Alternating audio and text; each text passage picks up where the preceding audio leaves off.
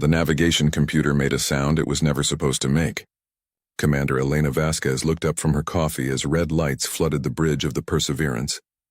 Her ship, carrying 200 colonists to a new world, had just done something very wrong. "Report," she said, setting down her mug carefully. Lieutenant Park's hands flew across his console. "Ma'am, we hit some kind of anomaly. The wormhole drive activated on its own. We've jumped, but I have no idea where we are. Damage, drives fried. Hull integrity at 60%. We're venting atmosphere from decks 3 and 4. Vasquez pressed the ship-wide intercom. "All hands seal emergency bulkheads. This is not a drill." She turned to her science officer. "Chen, where are we?" Dr. Chen stared at his screen, his face pale. "Commander, these stars don't match any human charts. We're not just off course. We're very, very far from home." Before Vasquez could respond, every alarm on the bridge screamed at once. 50 contacts, incoming fast, Park said. "No, wait, 60, 70, ma'am, we're surrounded." The view screen activated without anyone touching it. A face appeared, if you could call it that. Purple skin stretched over a skull with 3 eyes arranged in a triangle. The creature wore armor that looked like it could survive a nuclear blast. "Unknown vessel," the alien said. Its voice translated into perfect English by the ship's computer. "You have entered the sovereign territory of the Voran Dominion. You will power down all systems and prepare to be boarded. Resistance means death." The bridge went quiet. Vasquez looked at the alien for a long moment. Then she sighed. "This is Commander Elena Vasquez of the human colony ship Perseverance," she said. "We're having a really bad day. Our drive failed, we're leaking air, and honestly I haven't finished my coffee yet. So here's what's going to happen. You're going to give us 48 hours to fix our ship. In exchange, we won't make a fuss about accidentally entering your space." The alien's 3 eyes widened. On the tactical display, Park could see the massive fleet surrounding them. Each ship was 10 times bigger than the Perseverance. You dare make demands?" The alien said. "I am Supreme Enforcer Krell of the Voran Dominion. Our empire spans 3,000 star systems. Thousands of species have bowed before us. And you and your tiny damaged ship think you can negotiate?" Vasquez rubbed her temples. "Look, Krell, I get it. Big empire, lots of guns, very impressive. But threatening to blow up a damaged civilian vessel that accidentally stumbled into your space? That's just bad form. Makes you look scared, honestly." Several people on the bridge held their breath. Lieutenant Park was certain they were about to die. Krell's face went through several shades of purple. "Scared? We fear nothing.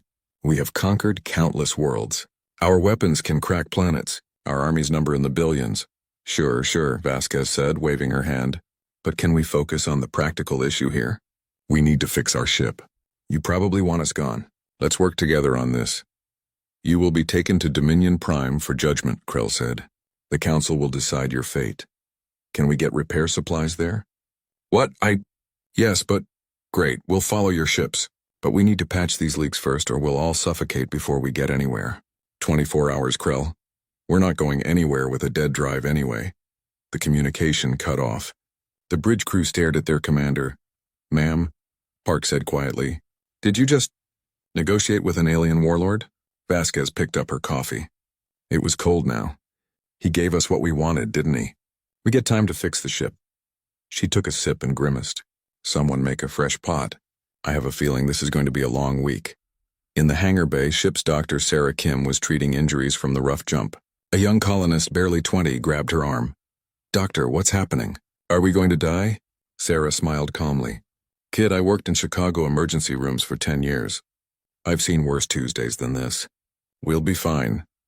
On the bridge, Chen was reviewing data from their brief scans of the alien fleet. "Commander, these ships are armed with weapons we've never seen before. Directed energy, some kind of exotic matter warheads, and something the computer can't even identify." "How bad?" Vasquez asked. "Any one of those ships could probably destroy Earth." Vasquez nodded slowly. "Good to know. Keep scanning. I want to understand what we're dealing with." Meanwhile, aboard Krell's flagship, a junior officer named Ven was doing exactly that. He had accessed the Perseverance's public databases, curious about these strange new aliens. What he found made his blood freeze. He read about something called World War II. 80 million dead. Entire cities destroyed by single bombs. He read about weapons that could poison whole continents, about diseases that killed billions, about a planet that nearly destroyed itself dozens of times, and these humans talked about it like it was just history, like it was normal. "Sir," Ven said, approaching Krell. "I need to report something urgent about the humans." Krell waved him away. "Not now. I'm planning the interrogation." "But sir, their history—" "I don't care about their history. They're one ship. We're an empire. They'll submit like all the others." Van retreated, uncertain. He looked at his datapad again at the list of human conflicts. They had words for different types of genocide. They had survived ice ages, asteroid impacts, plagues that killed half their population, and they were still here. Back on the Perseverance, repairs were going faster than expected. Engineer Martinez had her team working in shifts, welding hull plates and rerouting power systems. "How's it look?" Vasquez asked, visiting the engine room. "We can fly, but we won't be jumping anywhere for weeks," Martinez said. "That wormhole drive is cooked. We'll need parts we don't have. Do what you can. We're going with them to their capital world anyway." "Commander, are you sure about this? These aliens could kill us all." Vasquez looked at the damaged drive core. "Maria, my grandmother survived the siege of Leningrad. She told me stories that would make your hair white. My grandfather was at Fallujah. My mother lived through the climate wars. We come from a long line of people who survived things they shouldn't have." She turned to Martinez. "These aliens think they're scary. Maybe they are. But I've read enough history to know that humans have faced worse from other humans. If we survived ourselves, we can survive this." Martinez grinned. "Yes, ma'am." 24 hours later, the Perseverance's engines roared to life. The damaged colony ship, surrounded by 70 Dominion warships, began the journey to Dominion Prime. On the bridge, Vasquez watched the alien fleet maintain perfect formation around them. It was intimidating, she had to admit. But she'd seen pictures of D-Day, of the fleets that fought at Midway. She'd studied the massive armies that clashed in wars her species barely survived. This was impressive, but humans had seen worse. "Plot a course," she told Park. "Let's see what their empire looks like." As the ships jumped to hyperspace, Ven finally managed to deliver his report to the Council. His message was simple but urgent. The humans are not like other species. Recommend extreme caution. But by then, Krell had already decided to teach the humans a lesson about Dominion power. He had no idea that humans had taught each other far harsher lessons for thousands of years. The journey to Dominion Prime would take 3 days. Neither species knew that those 3 days would change the galaxy forever. The Dominion thought they were bringing in primitives to be impressed by their might. They had no idea they'd just met a species that considered galactic conquest amateur work compared to what humans had done to each other. And somewhere in the Perseverance's database, in the history files Ven had accessed, was a simple quote that should have warned them all. "War is hell." The Dominion would soon learn that humans were experts on hell. They'd built it, lived in it, and somehow kept going anyway. The accidental incursion had begun. The council chamber of the Voran Dominion was built to intimidate. Carved from a single massive crystal, it reflected light in ways that made visitors feel small and exposed. 20 council members sat in a circle, their faces illuminated by holographic displays showing every corner of their empire. Archivist Telmara stood in the center, her hands shaking slightly. She had been called to present her findings on the humans, and what she'd discovered terrified her. "Begin your report," the head counselor said. Telmara activated her presentation. Images of Earth appeared in the air above them. A blue and green world, beautiful from space. "The human homeworld is called Earth," she said. "It appears to be a standard Class M planet. Water, oxygen, atmosphere, moderate temperatures. However, appearances are deceiving." She changed the image. Now it showed Earth's history, a timeline stretching back thousands of years. Humans evolved on what they call a death world. The planet regularly attempts to kill them through ice ages, volcanic eruptions, earthquakes, and extreme weather. But that's not the concerning part. The council members leaned forward. "The concerning part is what humans do to each other." Telmara pulled up footage from human databases. The council watched in silence as scenes of warfare played across the screens. Trenches filled with bodies, cities burning, mushroom clouds rising over islands. These images are from just the last century of human history. In that time, they fought 2 planetary-scale conflicts they call world wars. The first killed 20 million. The second killed 80 million. A counselor named Vreck spoke up. "Surely these numbers are exaggerated." No species would kill so many of their own kind. Telemara's face was grim. These are confirmed from multiple human sources. And it gets worse. Between and after these wars, humans killed millions more in genocides, purges, and smaller conflicts. They invented a word for the systematic killing of entire populations: genocide. They needed a specific word because it happened so often. The chamber filled with uncomfortable whispers. "Show us their weapons," the head counselor demanded. Telemara changed the display. A massive explosion filled the screen. This is what humans call an atomic bomb. They invented it 80 years ago. One bomb can destroy an entire city. At the height of their Cold War, they had enough of these weapons to destroy their own planet several times over. "Impossible," Rex said. "No intelligent species would create weapons to destroy their own world." "And yet they did," Telemara said. "They came within minutes of using them on several occasions. They had something called mutually assured destruction, where both sides knew that starting a war meant everyone would die. And they almost did it anyway."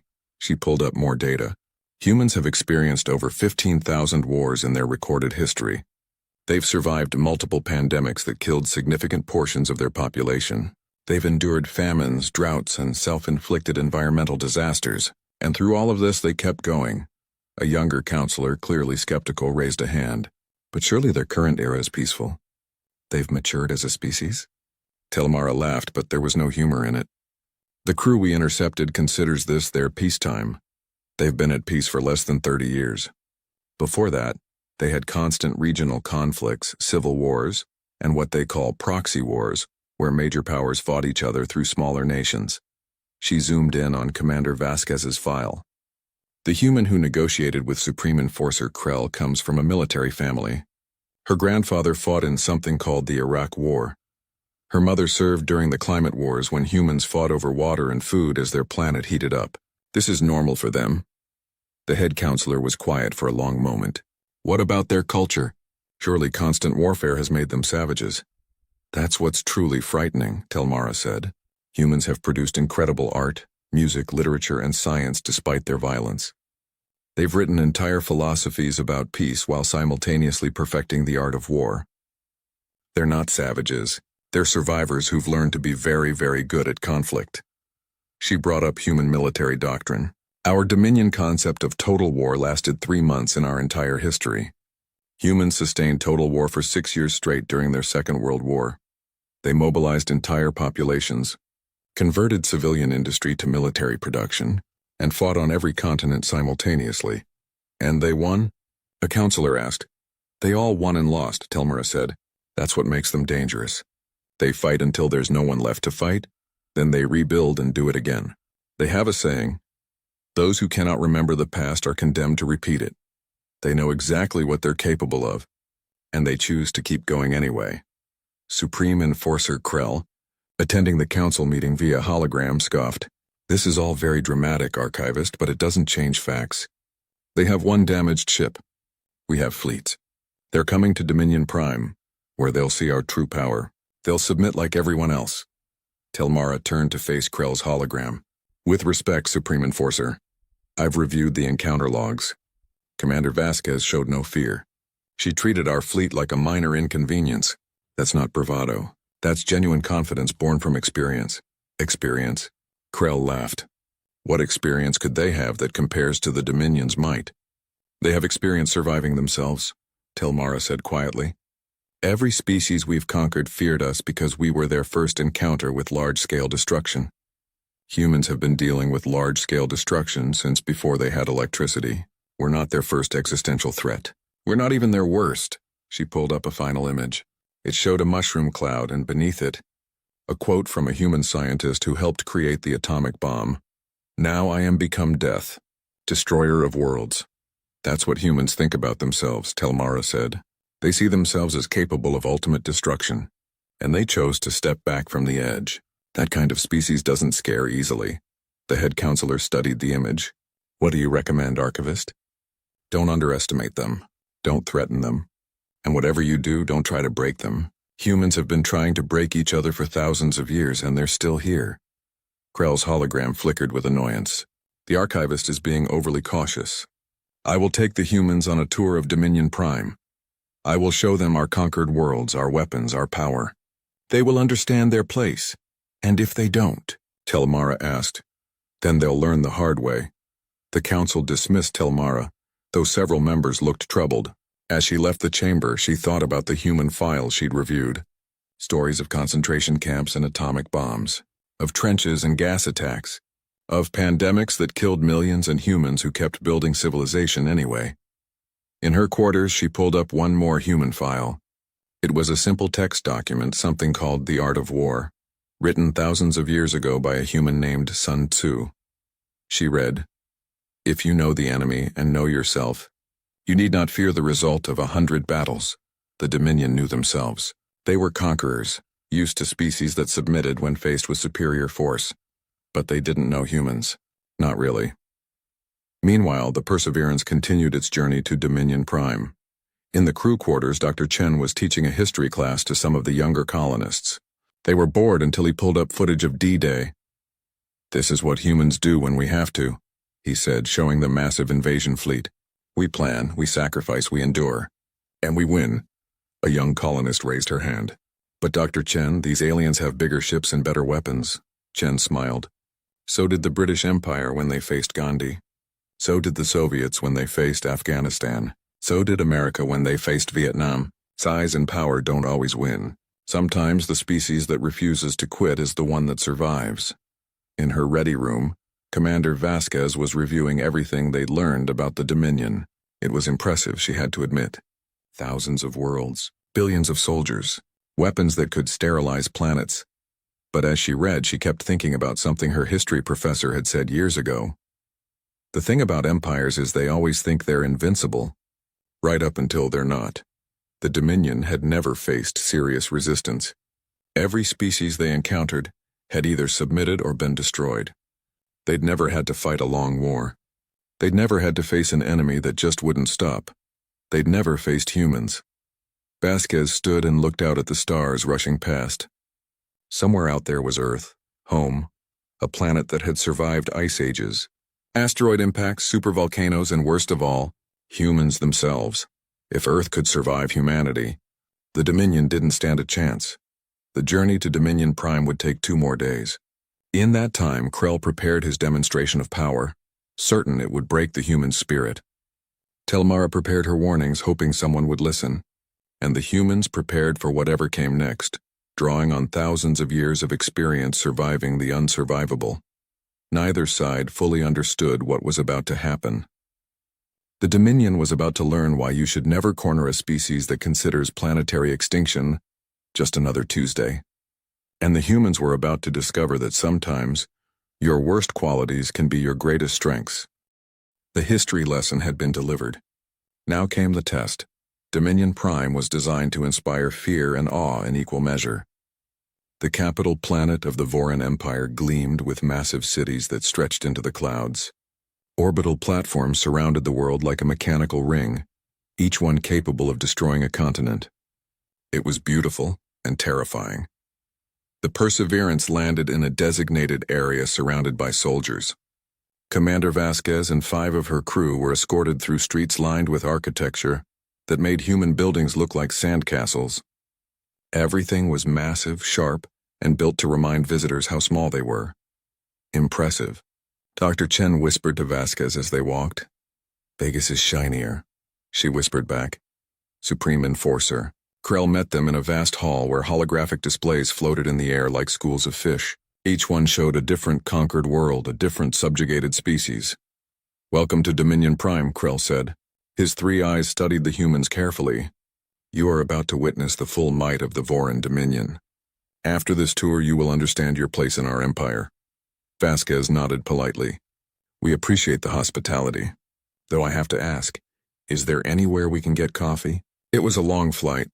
Krell's eyes narrowed. "You will have refreshments after you understand what you're dealing with." "Fair enough." The first hologram expanded. It showed a planet being bombarded from orbit. Cities crumbled. Forests burned. The surface turned black. "This is what happens to worlds that resist," Krell said. "Our planet cracker missiles can sterilize an entire world in hours. We've used them on 17 planets that refuse to submit." Lieutenant Park swallowed hard. Ship's Dr. Sarah Kim leaned forward, studying the weapons with professional interest. Impressive delivery system, she said, though the dispersal pattern seems inefficient. You'd get better coverage with a grid formation rather than random targeting. Krell stared at her. You're critiquing our planet-destroying weapons? Well, if you're going to do something, might as well do it right, Sarah said with a shrug. We had the same problem with early orbital bombardment patterns during the Mars Rebellion. You've bombed your own planets. Just Mars. And it was more of a police action than a full bombardment. Mostly targeted strikes on rebel bases. Krell seemed to need a moment. He moved to the next display. It showed aliens in restraints wearing collars that glowed with purple light.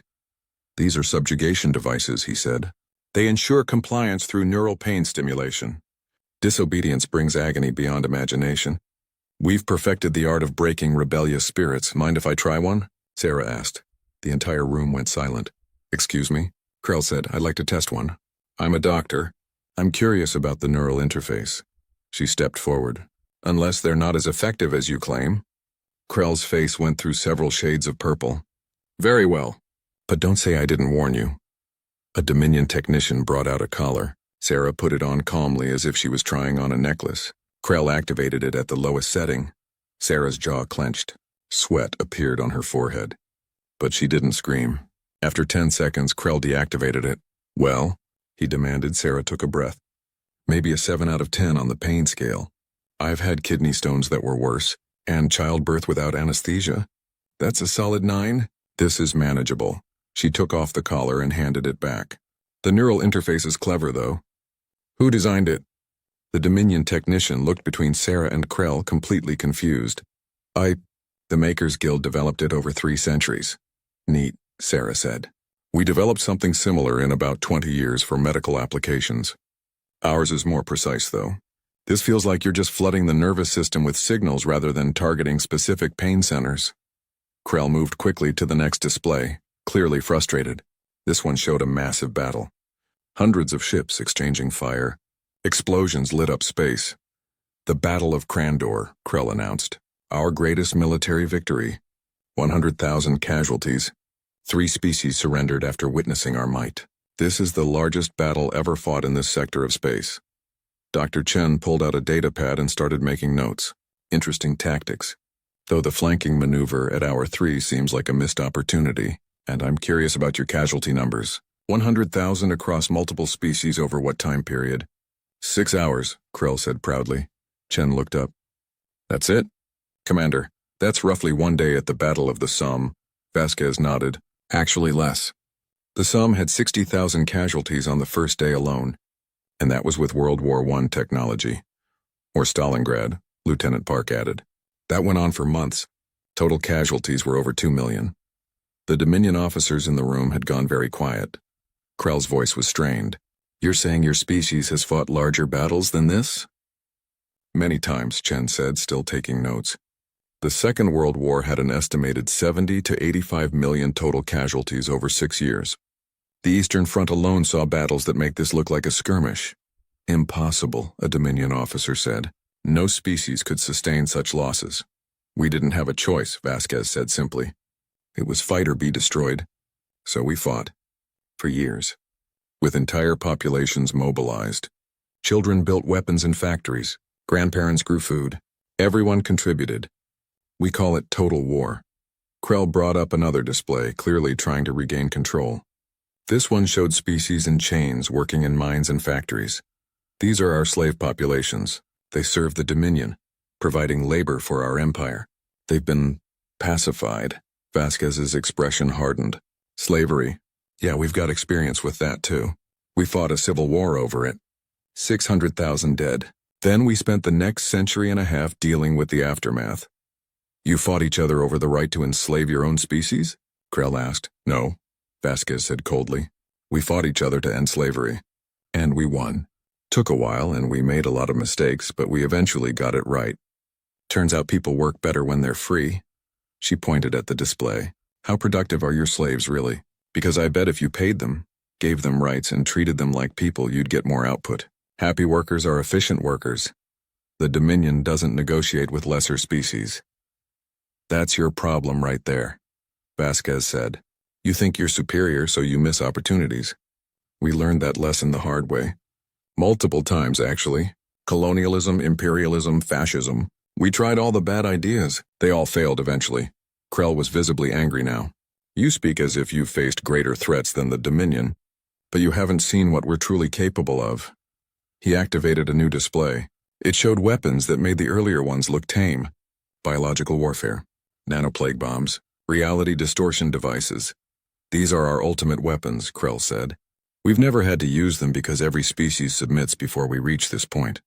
But we will use them if necessary. Biological weapons, Chen said, reading the specs. Yeah, we invented those too. Used them in World War I. Mustard gas, chlorine gas. Then we made worse stuff during the Cold War. Anthrax, smallpox, nerve agents. We signed treaties to ban them because they were too effective. We scared ourselves into stopping. The Dominion fears nothing, Krell said. Then you're fools, Vasquez said, and her voice was sharp enough to cut. We learned to fear ourselves. That's why we're still alive. We looked at our weapons, at what we could do, and we chose to step back. That's not weakness. That's wisdom. She walked closer to Krell. You want to know what makes humans dangerous? It's not that we can build world-ending weapons.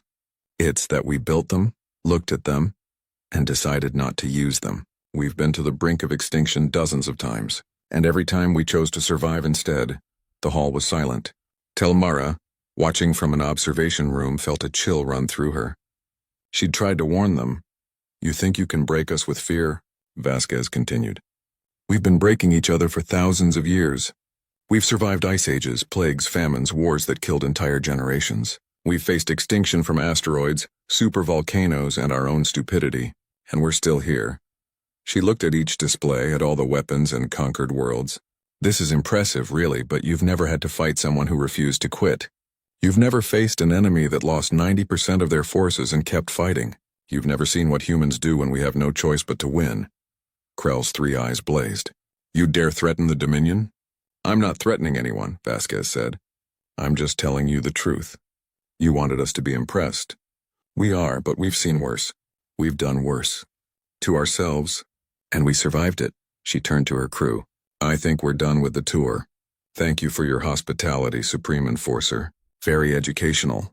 You're not dismissed, Krell said. You'll be escorted to holding cells while the Council decides your fate. Fine, Vasquez said. But you might want to think about what we've told you. Because if you push us, if you threaten Earth, you'll find out what humans are really capable of. And I promise you, it's worse than anything in your arsenal. As Dominion guards surrounded the humans, Sarah leaned over to Park. That went well, right? We're about to be imprisoned by a galactic empire. Park whispered back. Yeah, but... The holding cells beneath Dominion Prime weren't designed for comfort. Hard metal benches lined the walls. A single dim light provided barely enough illumination to see, but the humans had been in worse places. This reminds me of county lockup in Detroit, Sarah said, examining the walls. At least this place is cleaner. Commander Vasquez was mapping the cell's layout when she heard a voice from the next cell. You're the humans, aren't you? She moved to the barrier separating the cells. Through the energy field, she could see a small alien with gray skin and large eyes. Behind it, several others huddled together. We are, Vasquez said. Who are you? My name is Kessa. We're from a world called Pleione. The Dominion conquered us 15 years ago. We've been slaves since then. The alien's voice was filled with exhaustion. We heard what you said to Supreme Enforcer Krell, that you faced worse than the Dominion. We've had our share of trouble, Vasquez said carefully. Is it true? Another voice asked from a different cell.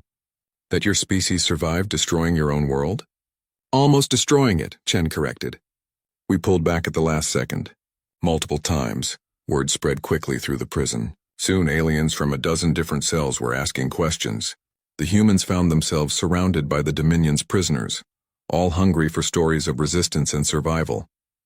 Over the next few days, Vasquez and her crew shared stories.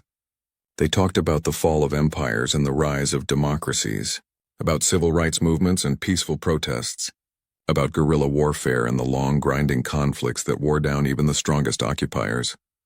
The Dominion is too powerful, Kessa said after hearing about Earth's colonial history.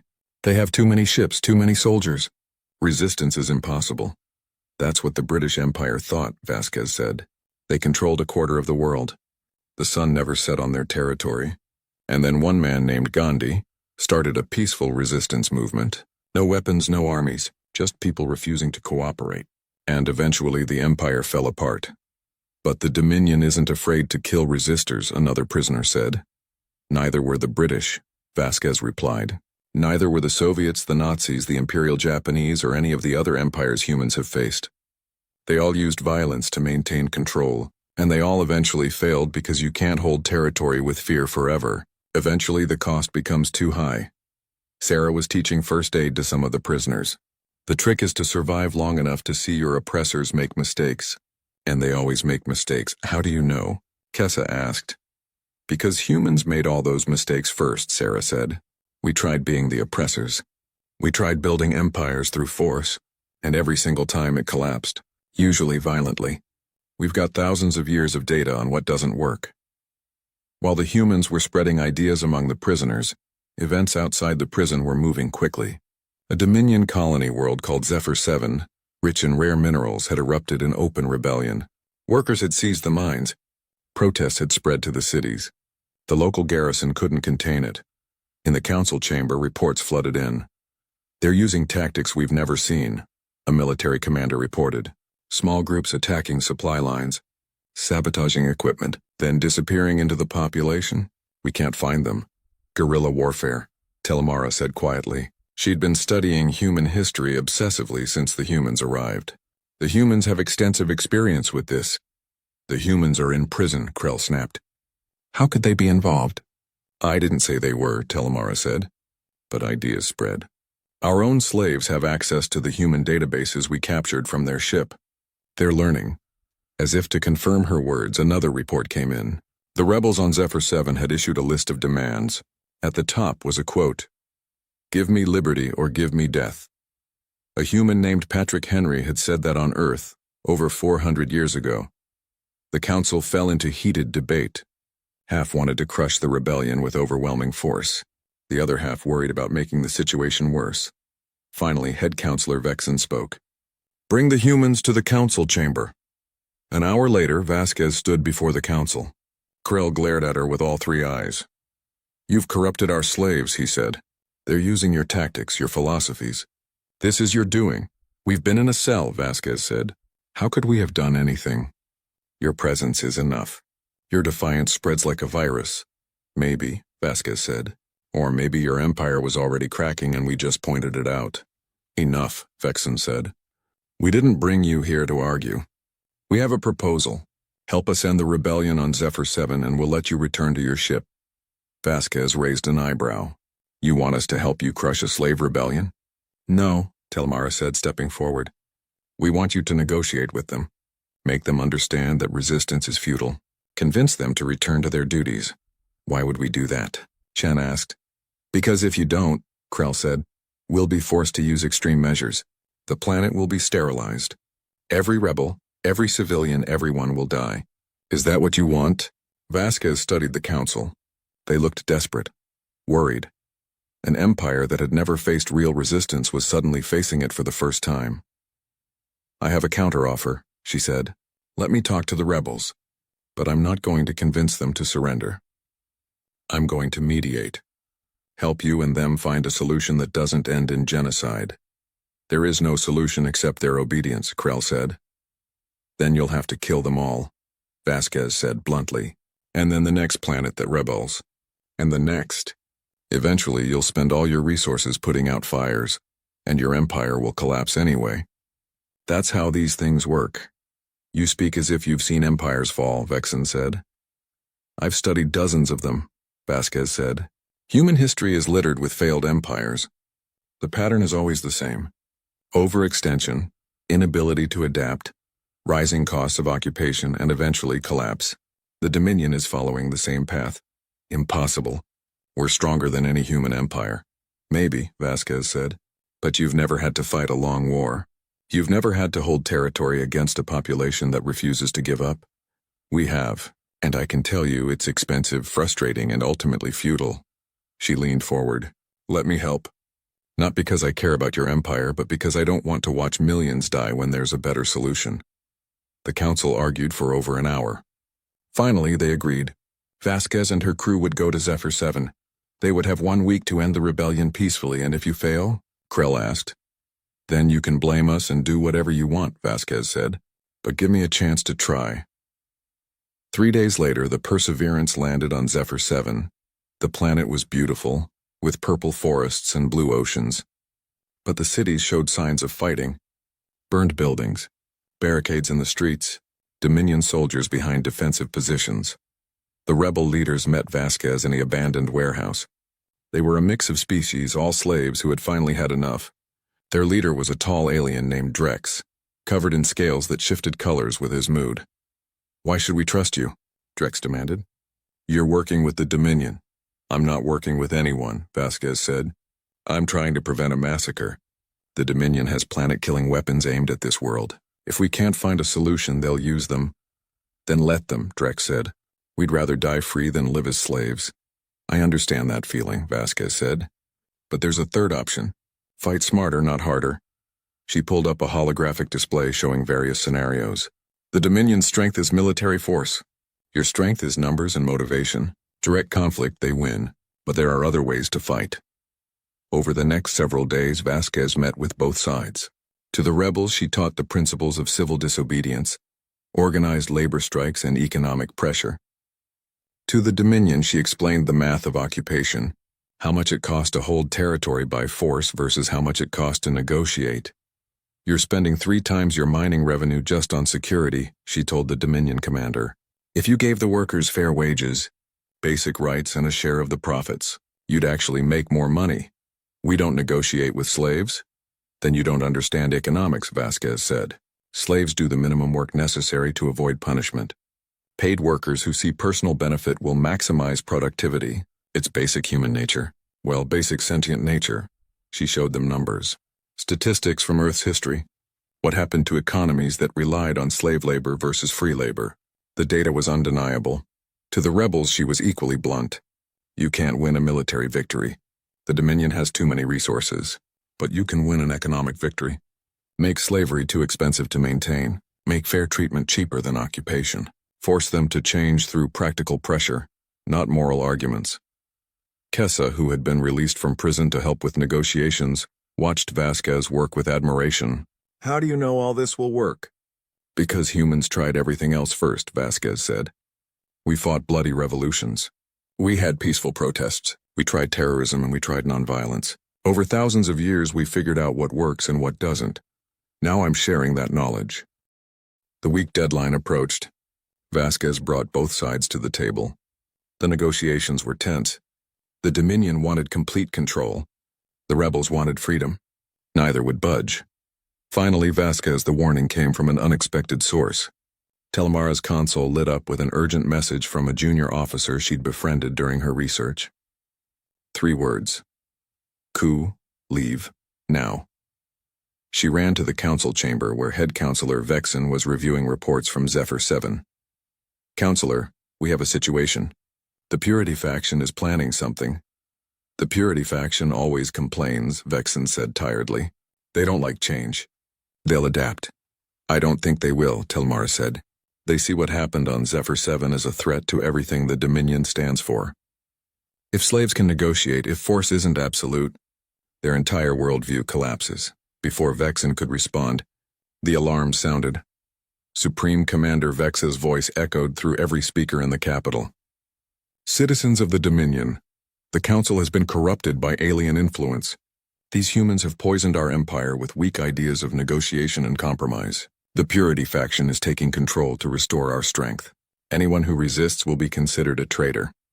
On the view screens, Vex's fleet surrounded Dominion Prime.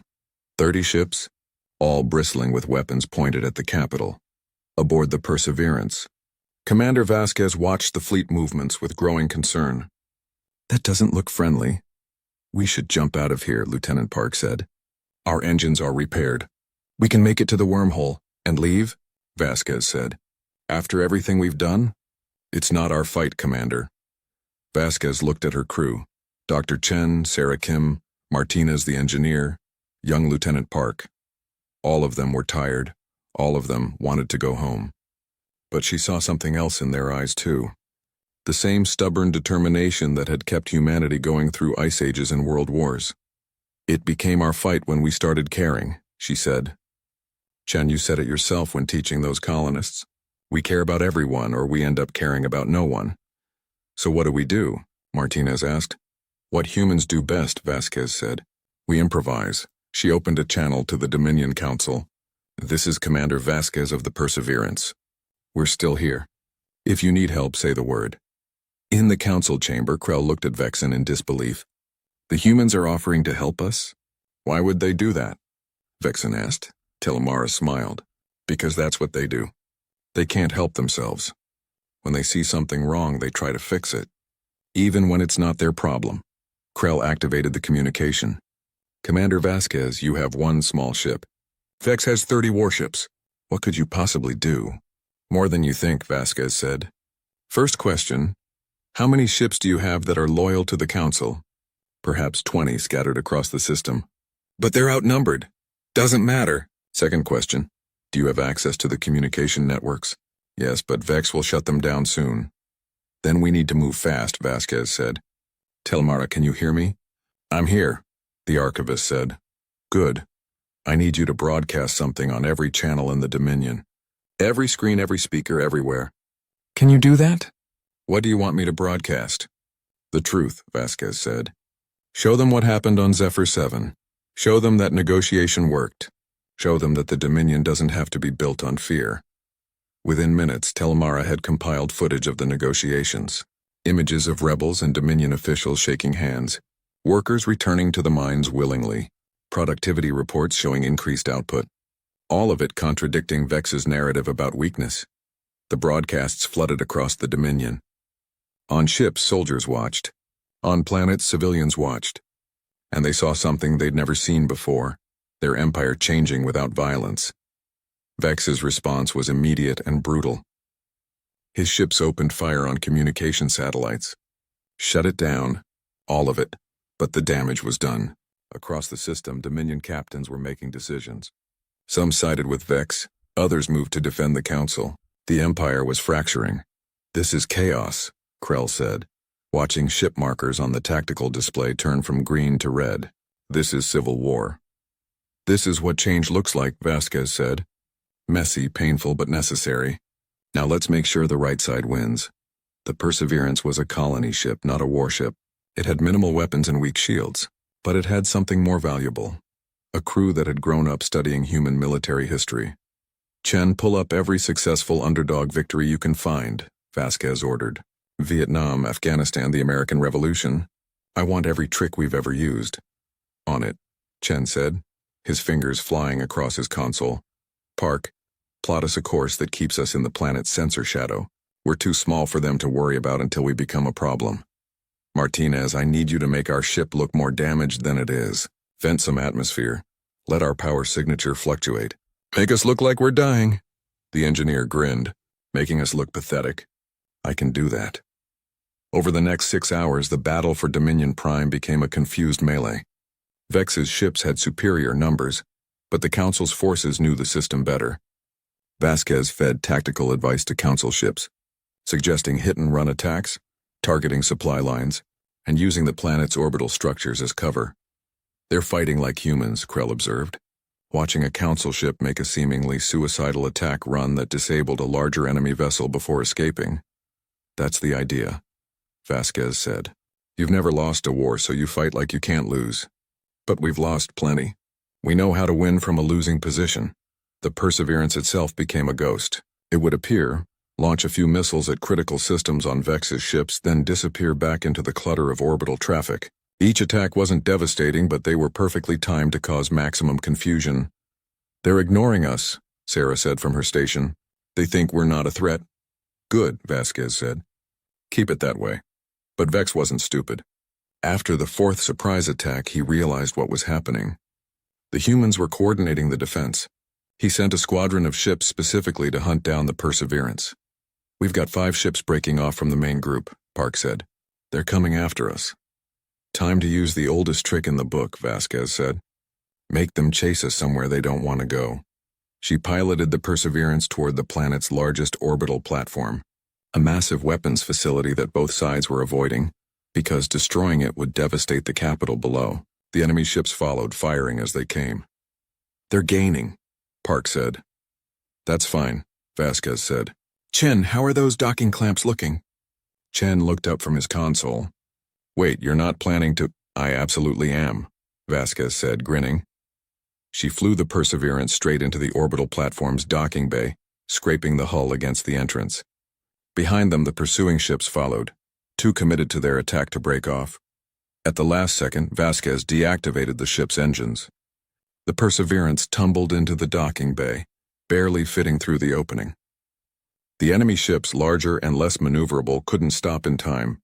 Two ships collided, trying to avoid each other. A third clipped the platform structure. The remaining two were forced to abort their attack, pulling away from the platform to avoid hitting it. "Did we just win a space battle by parking?" Sarah asked. "Technically, we won by making them too scared to shoot at us while we were near the platform," Vasquez said, checking for damage. "Martinez status? We're alive. Everything else is negotiable." But the battle around Dominion Prime was reaching a critical point. Vex's forces were pushing toward the council chamber. If they captured or killed the council, the coup would succeed. "We need to even the odds," Vasquez said. "Tilmara, can you reach the slave populations on the surface?" "Yes, but why?" "Because every successful revolution needs the people on its side. Tell them the council is fighting for the changes they saw on Zephyr 7. Tell them Vex wants to maintain the old order. Let them choose." Across Dominion Prime, slaves received Tilmara's message. They'd seen the broadcasts about Zephyr 7. They'd heard whispers about humans who survived by refusing to give up, and now they were being asked to choose. The response was overwhelming. Slaves throughout the capital began peaceful protests. They didn't fight, they simply stopped working. Power plants ran low on operators. Spaceports couldn't process ships. The entire infrastructure of the capital began to slow down. Vex's ground forces found themselves surrounded by crowds of unarmed civilians. They could shoot them, but that would make them monsters. They could arrest them, but there were too many. The nonviolent resistance paralyzed them. "It's the human tactic," Vex raged from his flagship. "They're using the population against us. Should we fire on civilians, sir?" His second-in-command asked. Vex looked at the crowds below. If he killed them, he'd prove the council right. If he didn't, he'd lose control. The humans had put him in an impossible position. In the confusion, council ships launched a coordinated strike. They'd been waiting for the right moment, and Vasquez had helped them find it. Vex's flagship took heavy fire. His shields failed.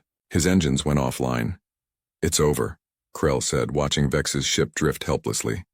"Not yet," Vasquez said. "Now comes the hard part. Making sure this doesn't happen again." The council offered Vex's forces a choice.